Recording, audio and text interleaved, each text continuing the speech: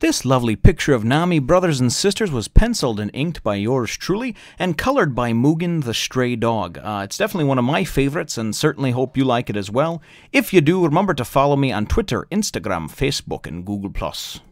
One Piece, Chapter 218. Why the log pose is dome-shaped. Well, hello, my brothers and sisters of the Nerd Nation. I, as always, am Jim, here to bring you another review on the awesome and just the intricately woven tale of One Piece. This truly is, and I've mentioned it before, but it definitely is worth repeating. It's just so masterfully woven together, and it's so neat to see it happen over the course of hundreds of chapters. Really, just magnificent to behold and to be a part of. The only thing that I can even think of that's remotely close to this is a big fan of Stephen King and his novels and the Dark Tower series that he did. That pretty much spanned, about 20 years, I think it was, before he finally went and kind of finished it up. But then he's wrote a couple of prequels to it, and all of his other novels at some point or another weave into the whole story and the mythology and just everything, the backdrop of that particular story of the Dark Tower. So that's the only thing, and even that is, it's difficult to compare because there's no pictures to go along with it. It's really just what the imagination can come up with in the words. But this is just so awesome. The last chapter, of course, saw us with a bombshell being dropped. At the end of the chapter, Nico Robin came strolling out of the cabin, wearing Nami's clothes, had helped herself to some clothes, a shower, a book, and just said, hey, you know what, Luffy, you owe me. I sacrificed a lot for you, or what have you, however she put it, and I want to join your crew. and that's how the chapter ended. We were like, what the hell?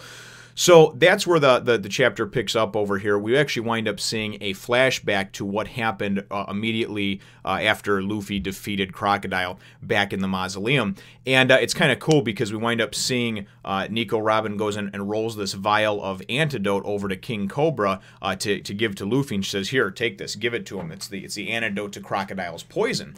And King Cobra is like, so he goes and he thinks about it, and he goes, everything that was written there, why did you lie? Everything that was written there is exactly what you were looking for. It was the Pluton, the location of it, and everything else, And he said, it could have destroyed the country if it would have gotten into Croc's hands. And she goes, I don't care about countries or people or anything else. She's looking for the real Poneglyph, to find the true history. And now we don't know exactly what that is at this point because even Cobra is like, huh? What?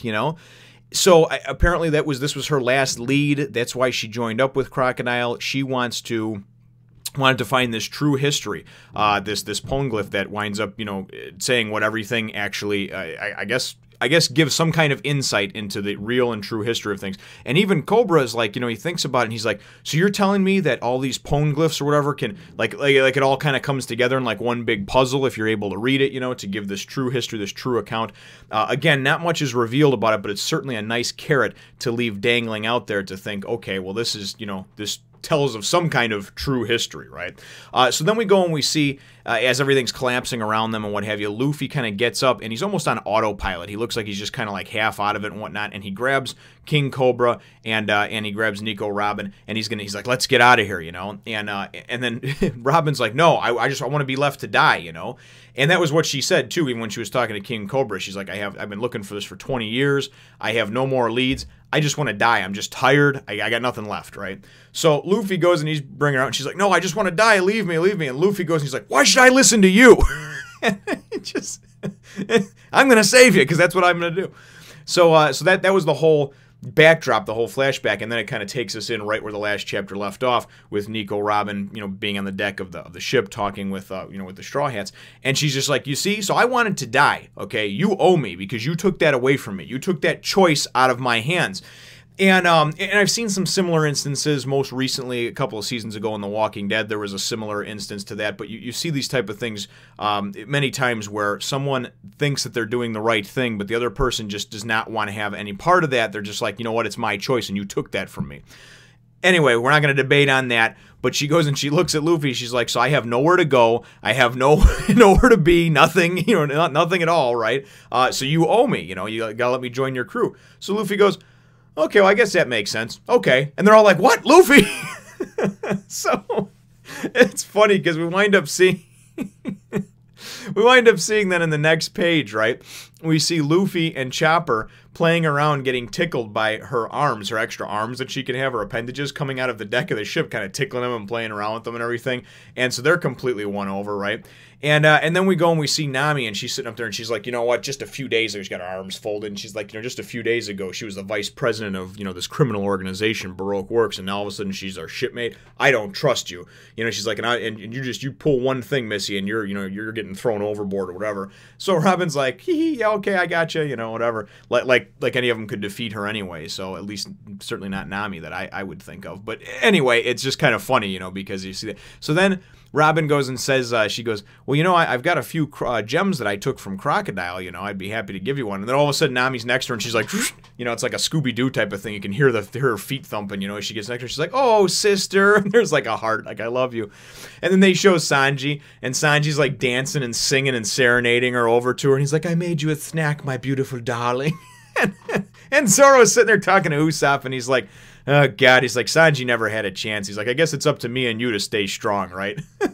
So then they go to the next, and Usopp's like, yeah, you know, absolutely. Then they go to the next page. You turn the next page.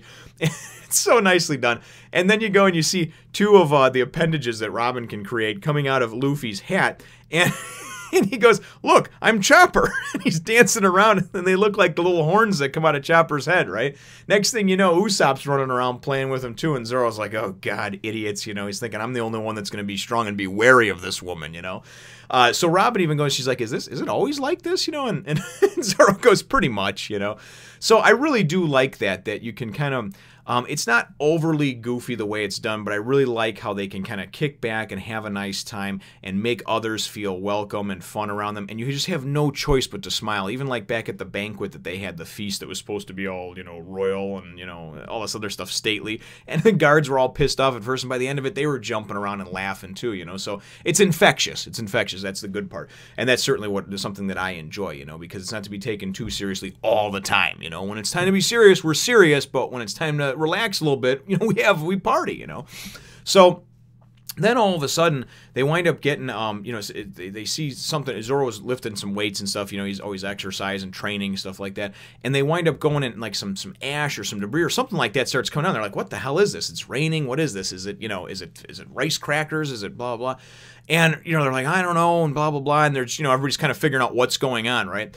Then they go to this nice double-page spread, and they look up above them, and there's a giant ship, like probably it's a galleon. So, and if I remember right, because I'm playing Assassin's Creed right now, the Spanish galleons anyway are huge. They got broadside cannons on the side. They hold hundreds, if not thousands, of people. Anyway, this thing's like massive, like 20 times the size of, you know, of their ship, of the Going Merry. And you know, this thing's like hanging upside down in midair, and there's like the mast is splintered off, and there's all these pieces, and there's debris falling. And anyway, this thing winds up going in, you know, crashing down right next to them, causing waves and everything else. And it's really kind of neat how everything is done, because there's all this stuff falling down on them. And we have, you know, a number of different funny things that are happening, because they're like, you know, Luffy, protect the ship, you know, and Luffy's got to go, thinking obviously maybe he can balloon over the ship or something like that, and they're hold the rudder, and they're like, why are we holding the rudder, you know, because they're starting to lift up off the ground too, or up out of the water as well, and get caught in this, whatever this is, you know, whatever this upward air force, magnetic, I don't know what the hell it is at this point, so magical invisible bridge to nowhere. So I'm really not quite sure, you know, maybe the path to Asgard and Thor. But they don't really explain a whole lot of that, obviously, at this point, not yet. But we do see a funny part where Usopp's going, and he's like, oh, just close your eyes, and think everything's just a bad dream, everything will be fine. And then he opens his eyes, right, and he's like, oh, good, everything's gone. And all of a sudden, there's like a skull next to him. He's like, a skull!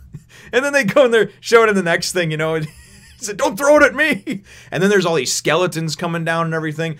So whatever debris it is from this galleon, I don't know what's happened to it. Of course, they don't really tell us. But the thing is just broken apart, busted. Obviously, the crew's been long since dead because they're skeletons now. Or there's something afoot that we don't know about yet. And then Nami comes running out, and she's just like... And the whole chapter is called Why the Log Pose is Dome-Shaped, right? And I thought, I'm like, what the hell kind of stupid chapter name is that? You know, obviously it is. It's shaped like a dome. But if you think about it, it's just a compass that, you know, has led us this way, that way, behind, whatever, right? You know, in 2 dimensions, basically. Well... this is kind of cool because it answers the whole question of why the log pose is dome-shaped. Nami comes running out, you know, and she's just like, there's something wrong with the log pose, you know. And it was actually funny because before all this happened, they wound up finding their heading and they were going to head whatever way and this and that. And then Nami went back in her cabin and they were talking about it's going to be an autumn island next and this and that, before the shit hit the fan. But Nami comes running out and she's like, the log pose is broken. It's broken. She's like, this thing's pointing, straight up to the sky so you can see. It's a globe because it's 3D. It can point up, it can point down, whatever, right? So apparently it's not just two planes of existence of where they got, where they can go.